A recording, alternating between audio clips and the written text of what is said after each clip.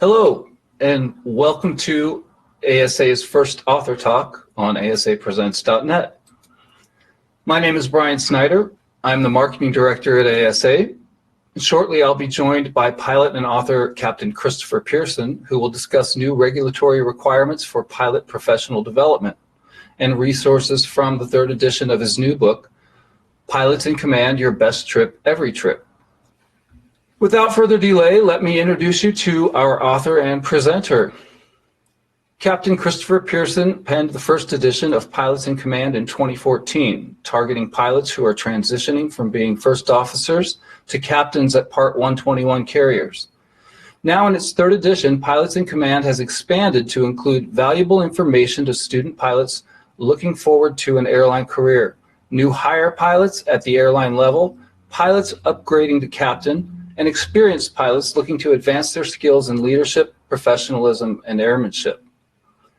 Chris is a line check pilot for a major U.S. airline. He has over 13,000 hours of flight experience as both a captain and first officer, flying for regional and major carriers domestically and internationally. He has a bachelor's degree in airway science, aircraft systems management from Rocky Mountain College in Billings, Montana. And with that, Captain Pierson, I will hand it over to you. Thanks, Brian. I really appreciate it. Thanks for having me. It's an absolute honor and a privilege, especially since this is the first event for ASA Presents .net. So thank you so much for the opportunity. It's going to be fun to be with everyone. And thanks for everyone who is joining us live and anyone who's actually viewing this on the archive version as well. Just like you said, Brian, just thinking about some background for Pilots in Command, a little bit over a decade ago when I was an instructor at the regionals, my colleagues and I found that pilots that were upgrading from first officer to captain were looking for more resources when they took that next step in their career, not just the resources we're giving them in the flight simulators and in the classrooms for ground schools, but they wanted actually like books, articles, whatever they could get their hands on to advance themselves to the next level to become better pilot professionals, and especially as they're stepping into the role as pilot command and as captain. And that was the genesis for Pilots in Command. I started writing a couple little articles, a couple blog posts, and before you know it, people were saying, hey man, you should make this into a book. And with the help of ASA, now it's been a book that's been coming up on its ninth anniversary, like you mentioned, and now it's third edition. So just like you said, if you're a new pilot working on your private pilot certificate and you're looking forward to an airline career, this book is definitely for you. If you're stepping into INDOC at a new hire class at an airline and you want to just kind of know what the alphabet soup of AQP and what IOE is and things like that at the airline level, this is definitely a book for you. And if you're an experienced pilot like me, there's definitely good information you can glean from it to make yourself a better pilot professional. So it's fun to talk about that. And that's why we're here tonight. We're not going to talk about Pilots in Command, but also pilot professional development. Pilot professional development, or PPD, is a new requirement for pilots at air carriers operating under Part 121. And we're going to talk about what gave rise to the FARs that require PPD, as well as some tools from Pilots in Command that will hopefully help pilots advance their professionalism.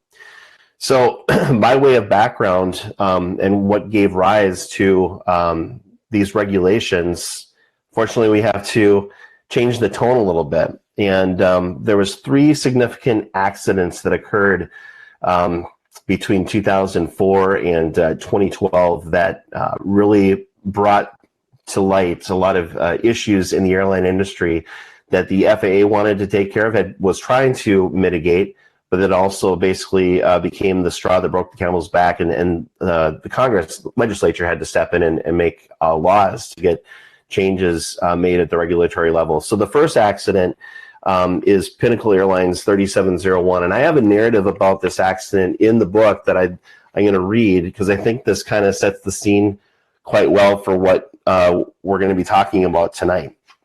So 3701 was a ferry flight. It was a repositioned flight from Little Rock, Arkansas to Minneapolis. There was just 2 people on that airplane, the captain and the first officer. And here's what happened. Ferrying an empty airplane from point A to point B is one of the most rewarding and fun types of flying airline pilots get to do in their careers. For many pilots, the reward of ferry flights comes from being able to harken back to the good old days that preceded their airline careers, when flying was not only to build experience, but for fun. A two-pilot crew with no one else on board to worry about, no passengers or cabin crew, makes the job much less stressful. The airplane performs like a rocket ship, light and nimble and seemingly overpowered with the empty seats in back. However, the opportunity to fly such a trip is not an excuse for pilots to forget that they are professionals. The crew of Flight 3701, shortly after departure, tested the limits of their airplane, just for fun. At 450 feet AGL, literally just after takeoff, the crew aggressively pitched to 22 degrees nose up, pulling 1.8 Gs, activating both the stick shaker and stick pusher of the stall warning system. At 15,000 feet, they tried some more fun, again pulling 2.3 Gs and another abrupt pitch-up climb angle of 17 degrees. During this climb segment, the rudder was abruptly deflected left and right in excess of 7 degrees. Climbing through 24,600 feet, another aggressive climb maneuver was executed at 1.8 G. The NTSB says in the accident report, quote, the pilot's intentional maneuvers, which were not required for any operational reason or safety consideration, placed the airplane in a flight regime that likely exceeded the airplane's certificated flight envelope, end quote. But it wasn't these maneuvers that pushed the operational envelope to the brink of disaster. For personal and not operational reasons, the NTSB concluded, the pilots decided that the ferry flight's filed cruise altitude of 33,000 feet was less preferable than seeing if the aircraft could make the leg at its service ceiling of 41,000 feet. The climb to flight level 410 was performed not only outside of standard operating procedure, but dangerously on the backside of the lift-drag curve. The pilots began the climb with an airspeed of only 203 knots, transitioned to Mach 0.63, and slowed to Mach 0.57 once they leveled off at flight level 410. The prescribed climb speed in Pinnacle's standard operating procedure was to climb at no less than 250 knots indicated speed, or Mach 0.7, regardless of climb rate. At 410, the flight deck voice recorder captured both pilots' excitement and awe of their accomplishment. Despite noting that their airspeed was nearing the stall advisory indication, they continued at flight level 410. And one crew member decided to leave the flight deck to go and get some sodas from the galley. The fun lasted only for another 2.5 minutes. The Kansas City Center air traffic controller remarked that he hadn't seen a CRJ-200 at 410 before. The captain responded that they, quote, decided to have a little fun with an empty airplane. But after the words left his lips, he realized that the plane was behind the power curve. Now, this portion of I'm going to read here is from the actual CVR transcript, and it does contain expletives, which I'm going to just use the word junk for what the expletive might be instead of actually using an expletive. Captain, junking things, losing it. First officer laughing in nervousness and surprise. Captain, we're losing here. We're going to be junking coming down in a second here, dude. First officer, still laughing, but now maybe a little more incredulously. Captain, this thing ain't going to junk and hold altitude, is it? First officer, dude, it's losing it, with a nervous chuckle. The captain called the Kansas City Center to ask for a lower altitude, but his center told them to stand by. It was too late.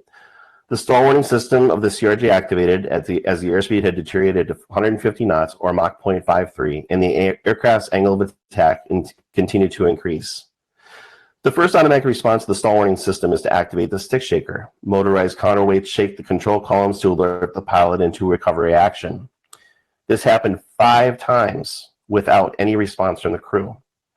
As the aircraft's angle of attack continues to increase, the stick pusher, a mechanical push forward on the control column to force the nose over, activates concurrently with the stick shaker.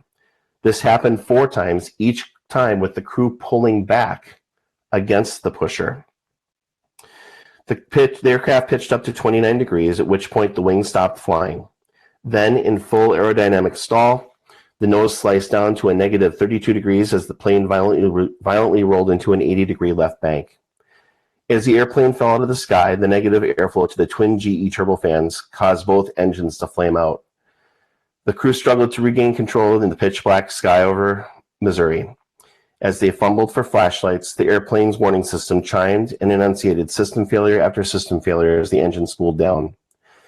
The crew reestablished a controlled descent, but not before the cores on both engines locked up. Their attempts to restart each power plant failed, and despite efforts to glide to the Jefferson City Memorial Airport, their aircraft crashed into a residential area 2.5 miles short of the airfield. The last words heard on the flight deck voice recorder from the captain were indicative, in the very least, of regret and of resignation. Aw, junk. We're going to hit houses, dude.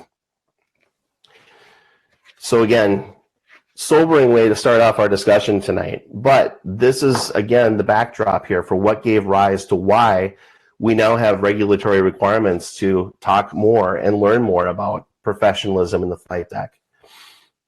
The next two accidents that I'm going to talk to you about, I don't have a full narrative. Actually, I have a shorter narrative on one of the accidents in the book, but I'm not going to read it in the interest of time. But the next accident, sadly enough, occurred not only just 5 days later, but also occurred in the Show Me State in Kirksville, Missouri on October 19, 2004. This was Corporate Airlines doing business as American Connection, Flight 5966. This was a Jetstream J32. They were flying from St. Louis to Kirksville. There were 13 fatalities and 2 injuries. In the NTSB's summary, basically, of the probable cause, they said that contributing to the accident were the pilot's failure to make standard callouts and the current FARs that allow pilots to descend below minimum descent altitude into a region which safe obstacle clearance is not assured based upon seeing only the airport approach lighting system. So what happened here is they were flying to Kirksville, they were executing an instrument approach procedure, and they didn't see anything yet, but they ended up descending below MDA, and they ended up hitting trees and crashing without seeing any of the airport environment in sight. So the NTSB said the pilot's failure to establish and maintain a professional demeanor during the flight and their fatigue likely contributed to the degraded performance. The final crash, which was definitely the straw that broke the camel's back, so to speak, was Colgan Air Flight 3407. Colgan Air was operating in this accident, operating a Dash 8 Q400 from Newark Liberty International Airport to Buffalo in New York. And in this case, the aircraft was on approach to Buffalo, and while they were slowing and configuring, the captain, who was the pilot flying, did not add back in thrust after the airspeed reduction, and as the aircraft was configuring, they ended up stalling and spinning into the ground, killing everyone on board and one person in a house with 4 injuries also on the ground. In this accident, and again, I do have a shorter narrative of this in the book, but the NTSB said contributing to the accident were the flight crew's failure to monitor airspeed in relationship to the rising position of the low-speed queue, the flight crew's failure to adhere to sterile cockpit procedures, and the captain's failure to effectively manage the flight. This specific accident gave rise to the legislation because the families of the victims of Colgan 3407 brought together a grassroots effort to get changes made. And so indeed, there was legislation that was passed, and in the Airline Safety and Federal Aviation Administration Extension Act of 2010, we ended up seeing laws be put forward that required the FAA to address several issues that came up in these accidents and other incidents that have been seen around the industry, and to change FARs as a result. So out of this, we of course have our new flight time, duty time regulations under Part 117. We have the new experience training and qualification standards in Part 61. Of course, everyone refers to this as the $1,500 rule change for airline transport pilots. We have the new FARs, which we're going to be talking about tonight, the requirements for professionalism, leadership, and mentorship training for pilots. There was an establishment of a pilot records database. There's now a requirement for airlines to disclose to passengers when a flight is being operated by a regional carrier or partner. And there's now new requirements for safety management systems to be used at all Part 121 carriers. So a question that, of course, needs to be asked was, what did all these accidents have in common that gave rise to the fact that we needed to change the regulations? There was lack of adherence to standard operating procedure. There was violations of sterile flight deck, improper aircraft control, lack of professionalism, lack of leadership, and lack of mentorship. We put these things together and talk about how the pilots intentionally decided to break SOP, when they intentionally decided to break sterile cockpit, when they intentionally descended below the minimum descent altitude without having the airport environment in sight. We're talking about intentional noncompliance. In other words, the pilots decided that they're going to break the rules. Intentional noncompliance is something that's being focused on very heavily right now. There's a lot of research that's going into finding out how much this is actually happening. Obviously, people make errors, people make mistakes. We know that human factors is the causation of the majority of our airline accidents and incidents. But in several of these incidents, we're finding that there's times when pilots just decide that they're not going to follow SOP. Some examples that we see all the time: sterile flight deck violations, which was something that was found in all three of the accidents I just spoke about. Doing checklists from memory. We see this quite often too, unfortunately. We know that pilots just get used to using a checklist all the time. They end up memorizing it. Sometimes they don't pick it up and actually read it or scroll through on a screen, however you're using it, electronic checklist, anything like that. And then finally, another example we see quite often is people who are deciding to what we call cowboying a procedure. In other words, some non-normal occurrence happens. Let's say a generator trips offline. Most likely it's the non-normal procedure is going to lead the pilot down a pathway to reset the generator. And so pilots know this, and they know the system and how it works. And so instead of pulling up the non-normal checklist and following the standard procedures there, they just reach up on the panel and reset the generator without going through the motions of actually doing the checklist. So that's intentional noncompliance. There's plenty of other examples I'm sure that pilots can think about and that pilots have seen. But here's the thing.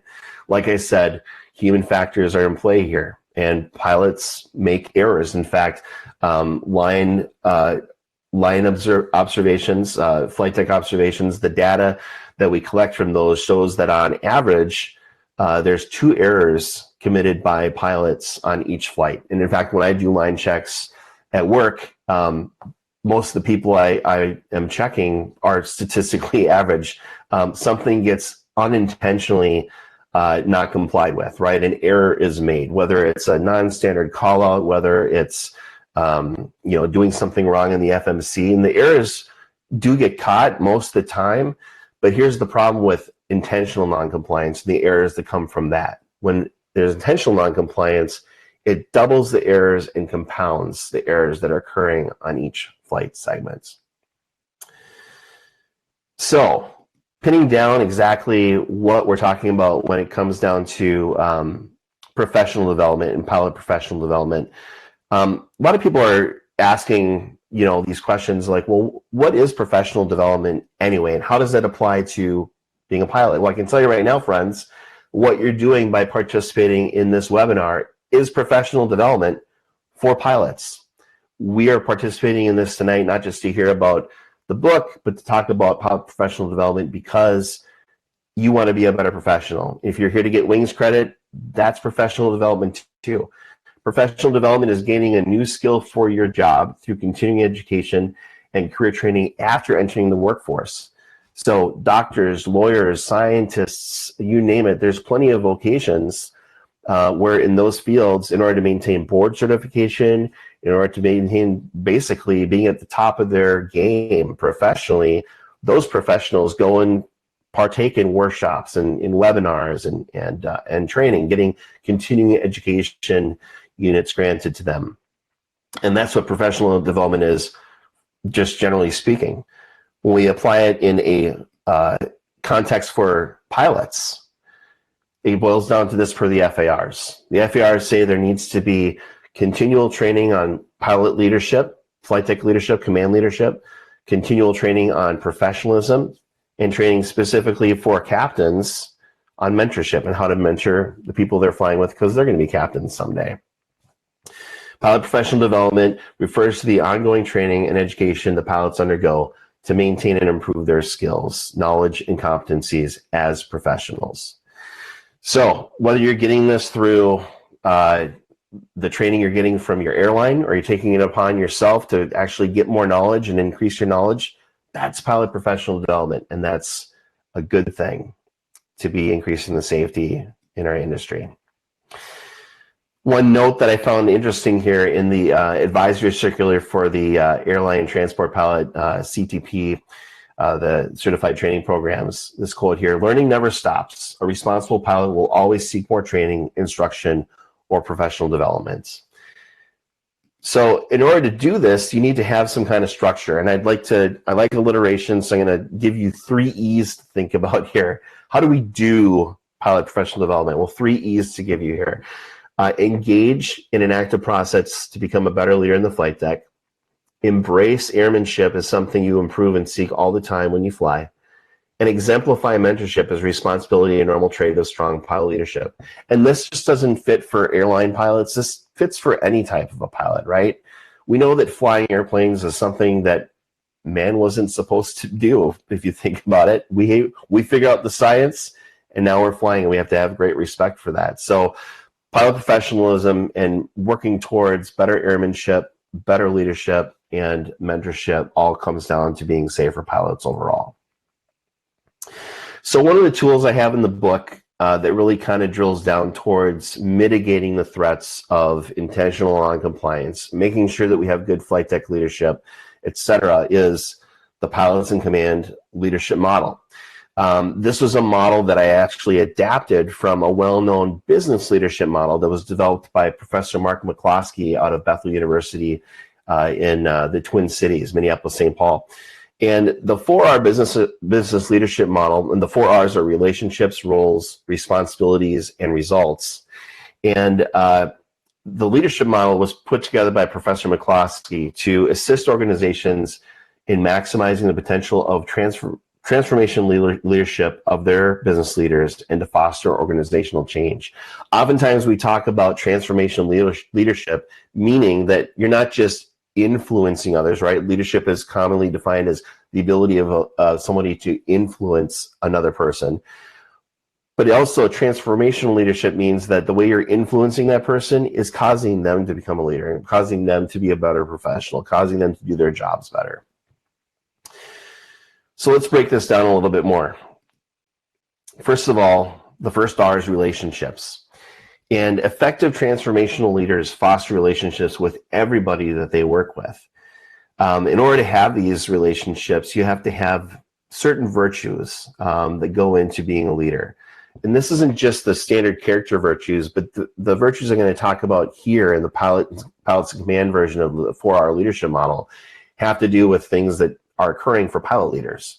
Pilot leaders have to have effective communications. That means communications are open and they're two-way, right? Pilot leaders need to be taking in information in a two-way communication format. They need to be taking information and then returning information, right? Honest discernment means taking in all facts and views with honesty and openness, and having the ability to take that in to consideration, because you're working in a crew environment most of the time. So pilot leaders need to take in all viewpoints and all information with honest discernment. Pilot leaders should have sole source integrity. Integrity means to keep something together. Sole source integrity means that the pilot leader needs to have that integrity coming from within, coming from themselves, not just leaving it up to someone else to take care of something, but you taking charge and having the integrity to take care of it yourself. That then leads towards commitment to duty. Pilot leaders have should have an inherent sense of duty. Your crew and your passengers are depending on you to come through with the task at hand. And then finally, promotion of teamwork. And you know that requirement that's in the ATP requirements, the good moral character. Pilots should have good moral character. On top of having good moral character, let's add in these virtues here for developing good relationships. If you have those going on for you, that means that organically teamwork is going to generate amongst your crew. So the next R is roles. I can get the slide to advance here. There we go. So what roles do a pilot play? In the 4R business model, the roles are spokesperson, coach, direction seeker, and change agent. when I read that, I thought, you know what? Pilots are doing that stuff too. It's not just people working in an office setting, but pilots are doing this every day as well. They're just doing it in a different environment. So instead of in an office, they're doing it in the flight regime, right? So we have places where pilots are influential outside of the flight deck and inside of the flight deck. It could be that you're handling something as a leader at the gates, or talking to someone in the cabin like a flight attendant, not just working with your co-pilot in the flight deck. Also, the leadership model applies to the flight operation that's happening now, as well as flight operations that are happening in the future. So on the now side, a pilot is a spokesperson and a coach, and in the future side, future operations, the pilot leader is a direction seeker and a change agent. The way that we move between these present operations and future operations side of the leadership model is through communication and mentoring. So the pilot spokesperson is communicating with his coworkers, whether they be co-pilot, flight attendant, ramp workers, whatever. They're communicating to then set direction, being a direction seeker for the future of the operation. And then as the pilot leader, as a coach, they're using mentoring skills to become a change agent. And this gets back to transformational leadership that we talked about briefly a couple of slides back. Mentoring, when it comes down to it, is just the use of teaching, representing, and motivating tools in order to help someone become better at their skills. So the pilot leader as a coach is mentoring with teaching, representing, and motivating, and they become a change agent then in the future operating regime. So the next R is responsibilities. And the definition of a pilot in command comes to us from FAR 91.3, responsibility and authority of the pilot in command. The pilot in command of an aircraft is directly responsible for and the final authority as to the operation of the aircraft. However, FAR 91.3 does not specify what responsibilities a pilot has, but I think we could probably figure that out on our own. So when I was developing this model for the book, I looked at what the responsibilities were under the business version of the 4R model and said, I think we could probably categorize these for pilots, right? So under the 4R business model responsibilities, we have vision casting, strategy making, aligning, and encouraging. And when we put that into the pilot version of the leadership model, responsibilities of a pilot in command are safety of the operation, efficiency of the operation, the crew dynamics of the operation, and mentoring and duty to the operation. And this all should link together with the things we just talked about with the roles and with the relationships that the pilot leader develops. So you add up relationships, roles, responsibilities, and we should see results. That's the fourth R. The results should be qualitative, and they can be quantitative too. So under qualitative results, we should see pilots using this leadership model. We should see an increase overall in safety. We should see higher means of efficiency being used. And there should be a good customer response out of it as well. If things are going well on the jet or on the turboprop, depending on what you're flying, the customers are probably going to be happy. Quantitatively, we should be able to look at FOQA data, look at LOSA data, anything that's coming out of maybe an evaluation, anything that's coming out of our AQP data. We should be seeing these quantitative metrics come up as well. So things like scheduled performance, cost performance, how people are performing on their check rides, customer metrics. These results can be quantifiable as well. So it's probably a good time to get into some questions. I've been talking for quite some time now. And before we do, I just want to talk about the picture on this slide here. This is me actually in Redmond, Washington. We had just arrived after a snowstorm had come in, and the temperature was dropping rapidly. And I'm talking to the lead ramp agent here, and I'm telling him that because of the drop in the temperature, we're going to have to leave the APU running as the airplane is staying overnight. And he's leaning on his shovel here, and he's saying to me, "Oh, man, we barely got a skeleton crew to come in tonight because of the snow. Do we have to have someone wait here?" I had to put on my leader hat, right, and say, you know what, it's going to be okay. The future of the operation is going to be just fine. You don't have to monitor it. The APU auto shutdown will work just fine on its own. And he went, that breathed a sigh of relief. So again, outside of the outside of the operation, the pilot leader is still responsible for his roles. He's still responsible for the results of what that operation is going to be going forward, and he can be influential. So with that, Brian, do we have some questions we can go ahead and field? Yeah, Chris, we do. Let's see. We'll start here. Experience required to occupy the right seat. There is some debate over that. Do you have an opinion about the ongoing debate regarding experience required to occupy the right seat?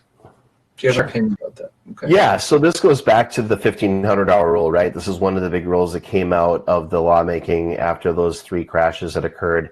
And I do believe that we have increased the level of safety by a wide margin because of increasing the amount of experience that pilots need to occupy the right seat. It used to be that you just had to have a commercial pilot certificate with an instrument rating and a multi-engine rating, most likely as well. That's how it was when I got hired at my first airline job. And we saw people all the time coming into the airline, especially when hiring was needed. We had some people coming in with the bare minimum of hours, right? So they had just gotten the ink to dry on their commercial pilot certificate, and here they are being thrown into the airline operation. So as far as the experience required, the ATP, CTP standards that were put out there is filling in the gap on that. So it's not just the amount of hours, it's the amount of quality instruction that the pilots are getting to get to their ATP. If you have less than 1,500 hours and are going through a certified training program, then you're able to get that ATP, but just with the restriction that you can't be a pilot in command until you get the full 1,500. There's a lot of debate right now as to whether or not the $1,500 mark is too high, especially with the cost it takes to get through pilot training. But I think that there's actually some work that's being done to make sure that that pilot training is going to be accessible to people, right? Because of the cost issues. And so my opinion really focuses on making sure that we keep those standards in place, right? We still need to have the hourly requirement. We still need to have the training standards, but let's make flight training more accessible to people. I know, flying airplanes isn't cheap, but let's try to go the route of some of the airlines are doing these days, where they're trying to fit together some ab initio programs, help sponsor, provide incentives, things like that. Mm-hmm.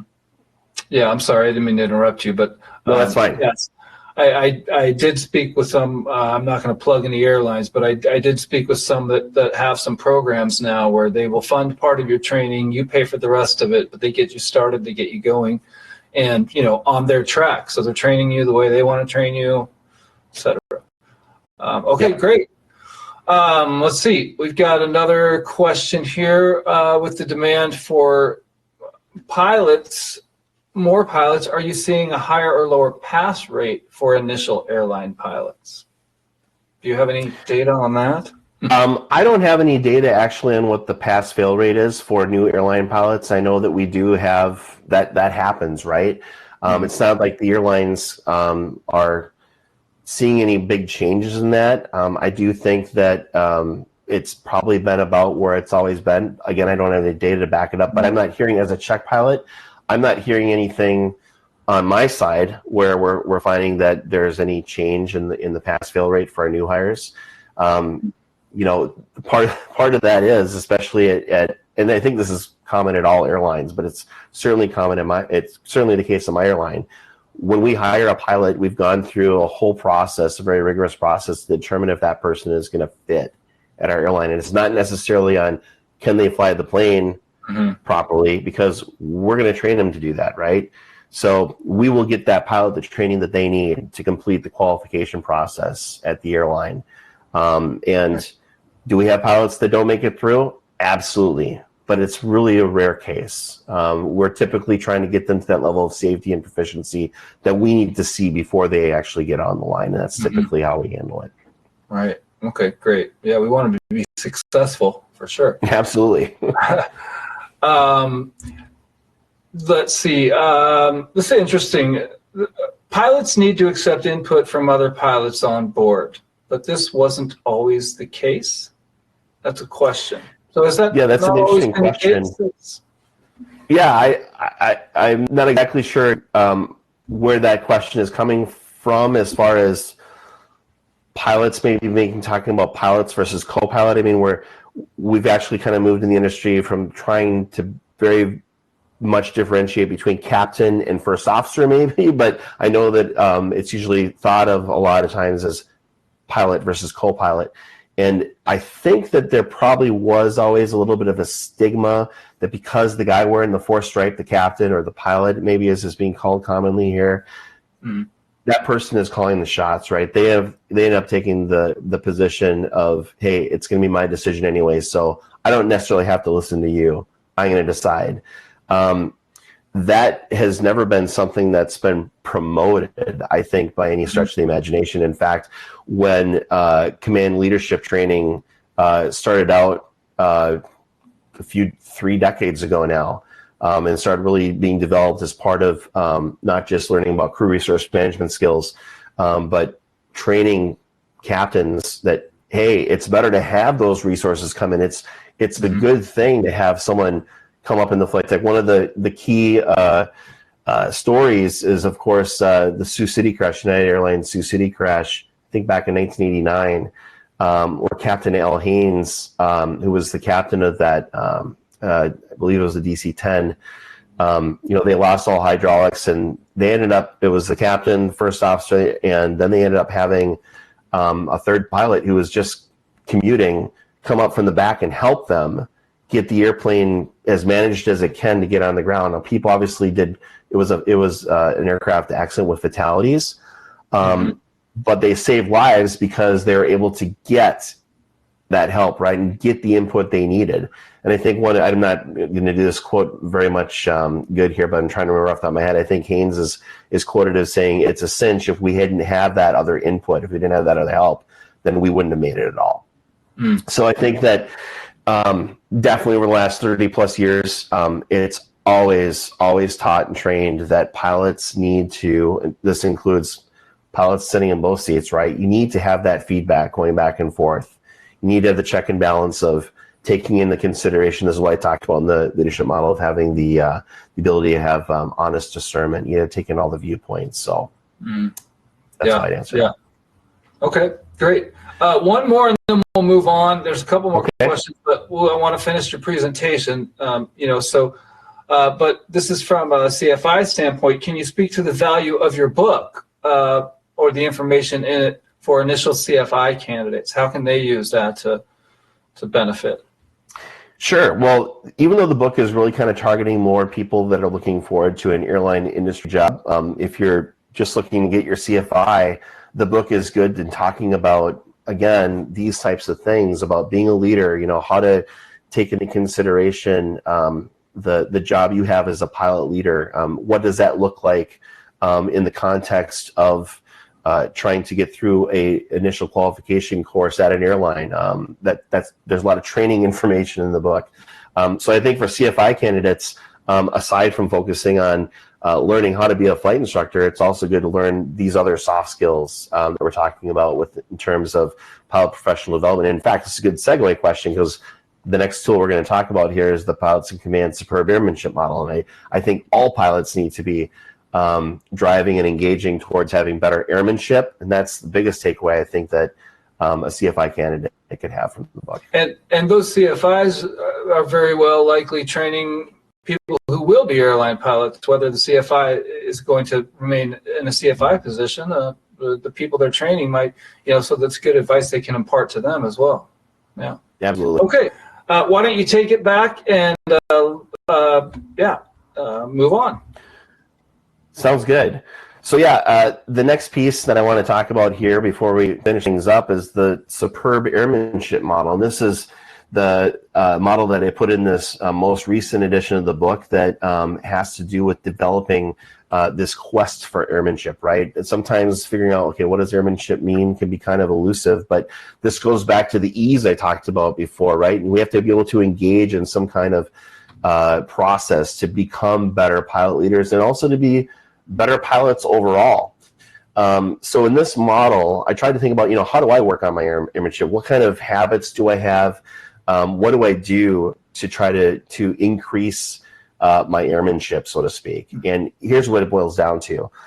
These blocks that are in the bottom of this kind of pyramid graphic that's here to talk about the model. Experience, judgment, proficiency, and performance are the synergistic components of my airmanship model, right? When I fly, it involves pulling together everything I've experienced as a pilot that uses sound judgment and flying at my highest level of proficiency. Experience, judgment, and proficiency, therefore, then form the foundation here. And then we then work towards having better performance and better efficiency that goes into play here. I use routines, debriefings, and quite frankly, just study to increase my mindfulness and my knowledge about my craft, about being a pilot. And then I also use technique, SOP triggers, and automation to increase my flying skills and faculties. And I'll get into what that looks like here the next few slides. So as far as routines are concerned, you can see I got the GOAT on here, Mr. Tom Brady. I'm going to talk about why he's on here in a second here. But routines are utilized to engage the pilots in command superb airmanship model, right? The things that I do before a trip, during a trip, and after a trip all come into play here. So one of the big parts of routines is debriefing. Pilots oftentimes brief, right? We do pre-flight briefings talking about what the configuration of the airplane is going to be, what the routing is going to be, what have you, right? There's a lot of pre-flight briefing that we're very, very used to. Something that pilots should really lean into to increase their airmanship is debriefing. And in Tom Brady's case, he debriefed after every game several times. He would debrief with his teammates, he would debrief with his coaches, and then he would debrief himself to himself, basically, from what I've understood. And he would ask these questions like, what went well with the game? What was the piece of the game that was crucial that allowed us to win? Or what caused us to lose that game, right? What can we do better since we lost the game? How can we change that? And then what should we do in the next game? And those are the types of things that a football player is, doing in his debriefings. We can do the same thing as pilots. After a flight, take some time to, just casually talk about, how the flight went, what was good about it, what was bad about it. If it was all good, why was it good? Did we do a good job of making sure that we had a really good briefing in the beginning and checking the weather? Did that contribute to being good? Or is it just because, we're patting each other on the backs and chest bumping because we're good? Have something concrete to go behind that. So the briefings are crucial both before and during and after a trip. So on trips, I'm, before I go on a trip, I have a routine that includes not just packing for my trip, but thinking about the weather, thinking about the flights I'm going to be operating, where I'm going to be operating. Have I been there before? Do I need to do some study because I haven't been to that airport in the last 2 years, things like that. During the trip, get to a layover hotel, I'm thinking to myself, all right, what happened today? What can I learn from that? What do I need to prepare? What happened paperwork-wise I need to take care of? What kind of routines are happening during the trip? And then after the trip, I even think back to, okay, I did the trip this way this time. What can I do about it next time? So those routines come together and really kind of build that knowledge and that mindfulness going forward into any future trips that I have and increasing my airmanship in those. Study. Question for everyone out there. When are you poking your nose back into the books? Oftentimes I see pilots, they're busting out their flight manuals when they're getting ready for a check ride. And that's definitely a time to do it. You should bone up and study and get ready for a proficiency check or a qual check or something like that. But hey, why not be looking up something that is of interest? Or hey, I heard a story that the airplane did this the other day to this crew. I'm going to go into the manual and find out why that would happen. When are you poking your nose back into the books? What did you learn from your last flight? You need to study more. What is something new that you want to learn about? Obviously, there's plenty of resources out there for pilots to get their hands on, whether it's a new book, whether it's an article, whether it's a website that's got information specifically about your airplane. I mean, dig into it. Why not? The next piece then is technique. And the one thing I wanted to point out first and foremost is that when we talk about techniques, we're not talking about replacements for standard operating procedures. In fact, I'm going to talk in a second here about how technique and standard operating procedure actually fit together. But SOPs are SOPs, right? If you have a prescripted way, a procedure in your manual, whether it's coming from the manufacturer or from the air carrier working for, you need to follow that SOP. It was written for a reason, and there's no excuse not to. If you don't follow it, it's intentional noncompliance. But technique can help us to make sure we're doing the SOPs properly. So first of all, techniques to maximize comfort. This should come as probably no surprise to most pilots, is that we're always trying to, in terms of airmanship, fly the aircraft as smoothly and as completely sublime as possible, right? Sully wrote about it in his book when talking about, trying to make sure that he could, get the best optimized profile descent going into an airport so he could have power off the whole time and not have to use speed brakes. He wanted to be as smooth as possible. So smoothness in the controls, transitions between climbs and level off and descent, things like that. Even braking when you're slowing down on the runway. How can you make it so it's super comfortable for the people in back? I like to tell people when I'm training them on aircraft, and right now I'm a pilot on the Airbus fleet, that the Airbus is really forgiving in landings because it lands pretty nicely on landing gear. Got a pretty good cushion to it. But even if you have a firm landing in that airplane, as long as you're not slamming on the brakes and having the passengers eat the seat in front of them, which makes them not very happy. But, if people have to grab on and feel nervous about how that feels, that's when they don't like the landing. You can have a firm landing in the airplane, and as long as you're not making them feel like the rollout is loud, noisy, or that they have to brace themselves, they're going to walk out that airplane and say, that was an awesome landing, even if you didn't butter it on, like people like to say these days. So techniques that maximize safety. The proper execution of standard operating procedure is what the technique is to maximize safety, right? Do the SOP the right way every single time, and you're going to ensure yourself that you're maximizing safety. And then finally, maximizing efficiency.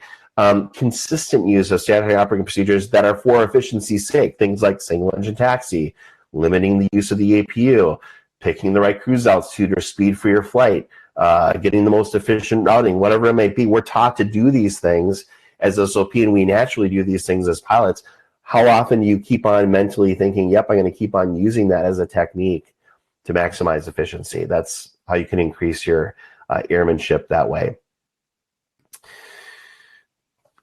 As far as following SOPs is concerned, I like to use triggers, and a lot of pilots do. In fact, it's natural for a lot of our profiles and our flows to use these triggers. For example, a verbal trigger is, a full example here. A visual, verbal, and physical trigger altogether is when you take off and someone calls out positive rate, and the standard response at our airline is someone has to say, usually the pilot flying says gear up, pause rate, gear up. That's the visual, the verbal, and now the physical is putting landing gear up. And the way that we fly the Airbus at my airline is as soon as landing gear gets put up, the speed brakes are disarmed. It's a physical trigger to disarm the speed brakes.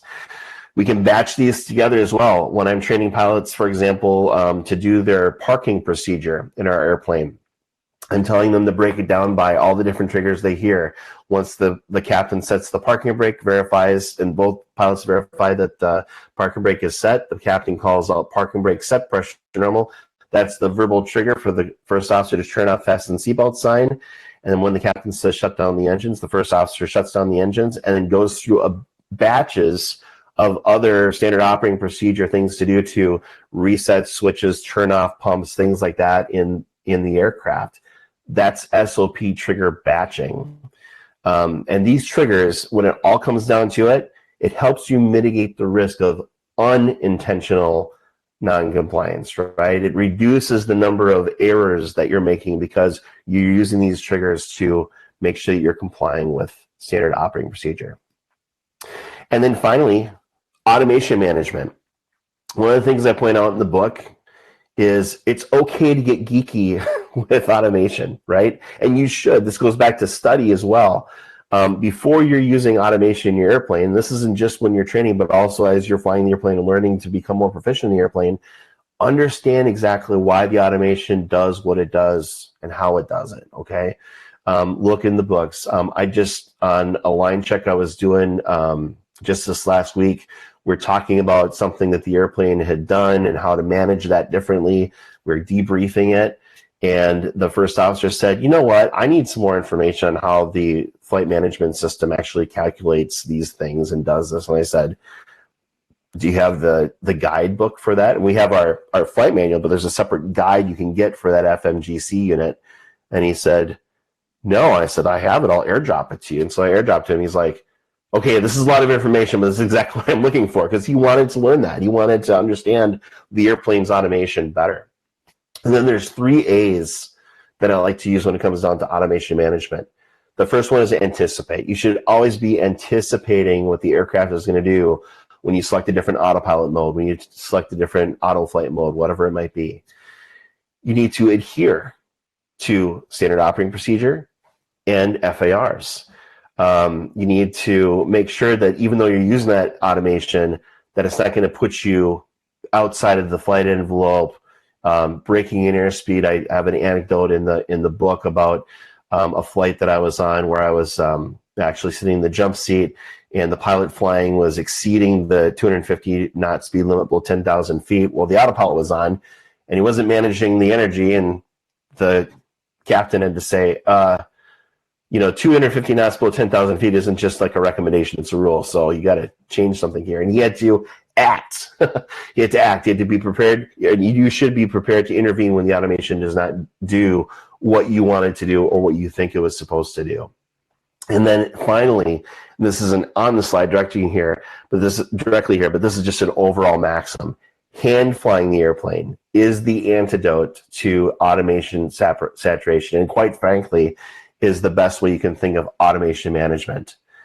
Sometimes you just got to click off the autopilot and fly the darn thing to make sure that you're adhering and being safe.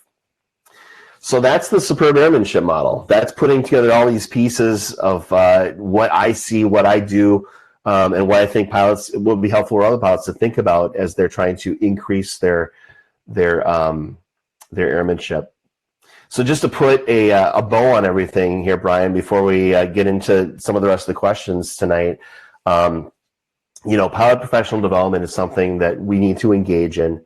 It's something that's not just required by the FARs, but it's something that pilots should just be doing, right? Whether you're a private pilot, whether you're a leisure pilot, or you're, it doesn't matter, corporate, cargo, flying crop sprayers, whatever it might be.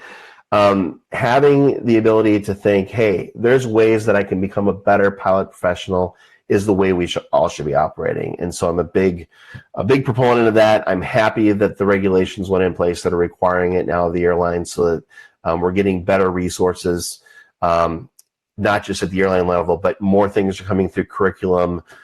Things like the book go to that end, and I'm just happy to be a part of it. So that's that. Let's take some more questions. I think you're muted. Sorry about that. Okay.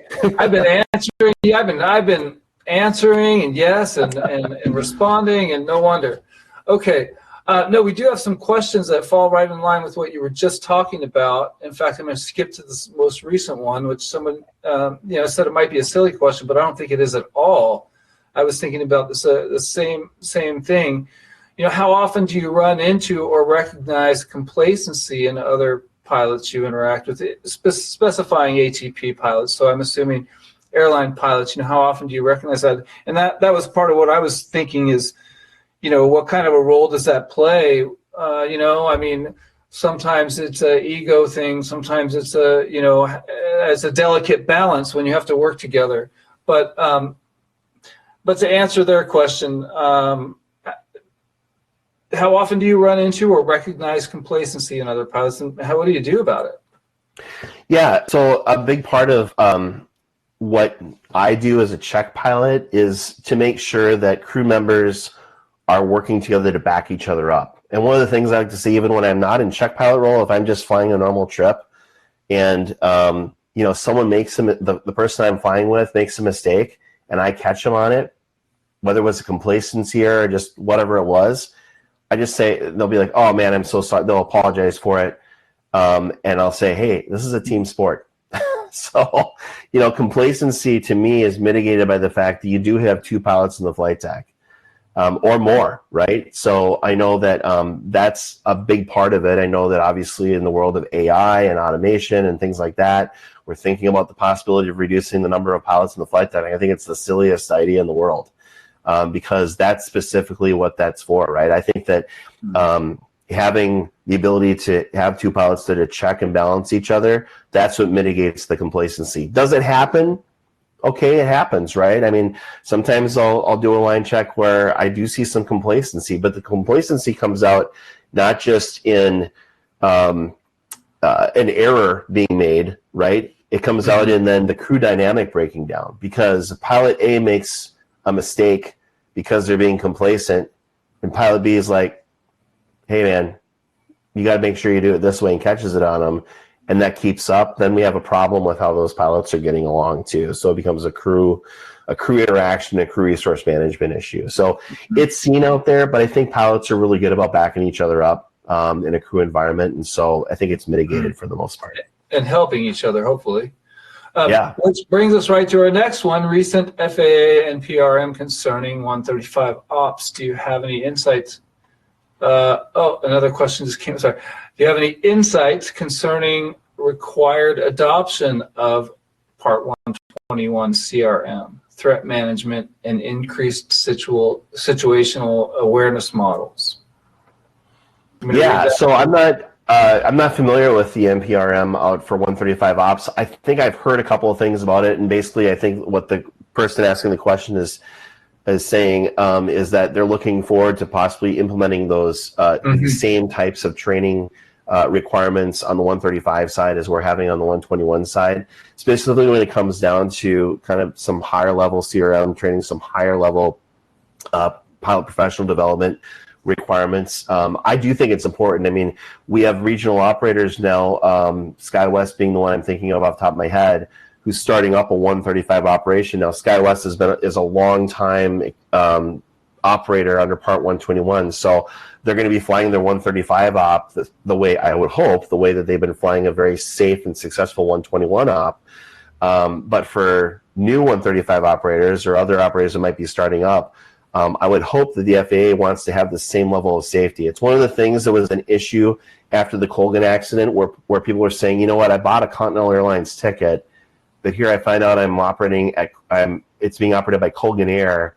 I don't know who they are, but it seems to me that they had different standards than Continental did, which was actually found to be true.